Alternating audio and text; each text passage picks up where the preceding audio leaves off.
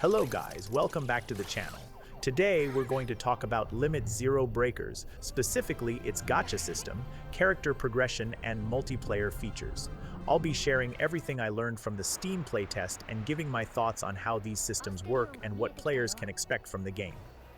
But before we jump into the topic, don't forget to subscribe to the channel and turn on notifications. Your support helps me create more content in the future. Now, let's get started. Let's start with the gacha system. If you've played anime gacha games before, you'll probably be familiar with how Limit Zero Breakers handles its gacha system, as it works similarly to many other games in the genre. However, since this was only a limited playtest, there was only one banner available during my time with the game. For this banner, players use a ticket called Bond Prosperity. Each Bond Prosperity costs 180 crystals, which is the game's premium currency. This means a single pull costs 180 crystals, while a 10 pull costs 1,800 crystals. According to the playtest version, players are guaranteed an A-rank character or higher every 10 pulls. To obtain a guaranteed rank or SSR character, players need to reach the pity system at 100 pulls. Similar to many other gacha games, the standard banner also includes a character selection reward. Once players reach 300 total pulls on the standard permanent recruitment banner, they can choose one of the available SSR characters directly from the banner. This is an example of what it looks like when you obtain an SSR character.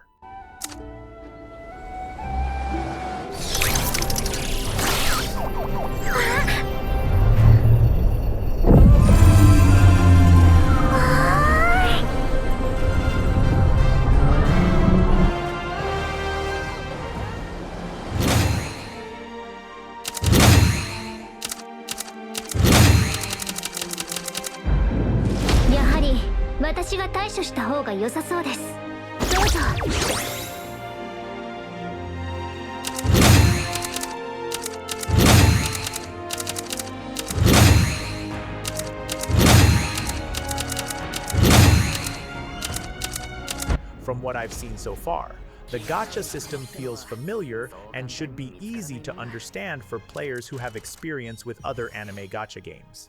Now, let's move on to the character progression system.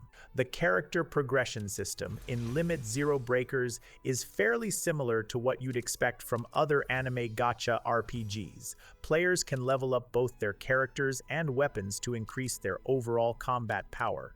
Like many gacha games, obtaining duplicate copies of a character allows players to awaken them, unlocking additional bonuses and strengthening their abilities. Players can also equip armor sets to further enhance their stats and customize their builds. This system feels quite similar to the artifact system found in other popular gacha games, where different pieces provide various stat bonuses and set effects. In addition, each character has a potential system that can be unlocked and upgraded over time. By fully unlocking a character's potential and reaching 100% completion, players are rewarded with an exclusive character skin. As for the materials needed to level up your characters and weapons, there are several ways to obtain them. Players can farm materials from various dungeon stages, purchase them from in-game shops, claim them through daily rewards and challenge quests, craft certain materials using resources gathered during gameplay. Now, let's talk about team composition. Limit Zero Breakers gives players plenty of freedom when it comes to building their teams. You can create different team combinations based on your preferred playstyle, character roles, or elemental synergies. The game also provides recommended team setups through its team building system, making it easier for players to build effective parties. This is especially useful if you want to take advantage of the elemental reaction system and maximize your damage output. I've already explained the elemental reaction system in my previous video, so if you'd like a more detailed breakdown of how it works, be sure to check that video out as well. Besides elemental synergies, each character also belongs to a specific class and race. Classes determine a character's combat role, such as DPS, tank, support, or debuffer, while races provide unique traits and characteristics. These systems add another layer of team building, allowing players to create teams based on both elemental reactions and character roles. Now, let's move on to the exploration system.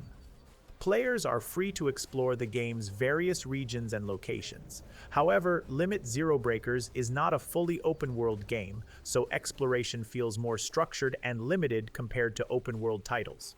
Instead, it follows a semi-open world design similar to many other anime RPGs where players progress through interconnected areas while still having some freedom to explore. Now, let's move on to weapon and armor crafting. Unlike many other anime gacha games, weapons in Limit Zero Breakers are not obtained through the gacha system. Instead, players can craft weapons using materials gathered throughout the game.